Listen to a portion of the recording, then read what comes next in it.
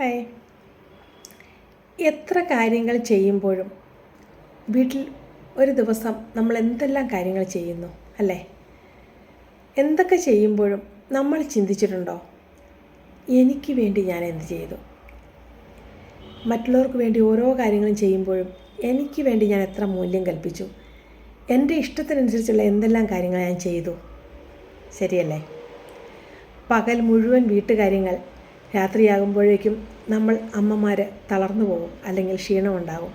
പക്ഷേ ആ ക്ഷീണമൊന്നും നമ്മൾ മുന്നിൽ കാണിക്കാതെ വീണ്ടും നമ്മൾ എനർജറ്റിക്കായിട്ട് തന്നെ കിടക്കും. നമ്മുടെ ക്ഷീണമൊക്കെ എപ്പോഴാണ്?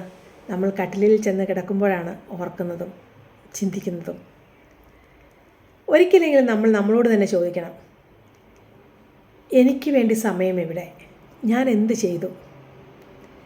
എല്ലാവർക്കും വേണ്ടി ഓടി നടക്കുമ്പോൾ നമ്മളെക്കുറിച്ച് പറക്കണ്ട.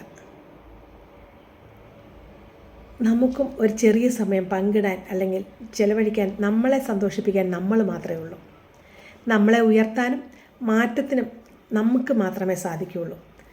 അപ്പോൾ ശരിയായ തീരുമാനമെടുക്കുക, നമ്മളെ മാറ്റിയെടുക്കുവാൻ, നമ്മുടെ സമയത്തിന് വില കൊടുക്കുവാൻ, നമുക്ക് ഒരു വരുമാനം ഉണ്ടാക്കുവാൻ നമ്മൾ തന്നെ ശ്രദ്ധിക്കണം.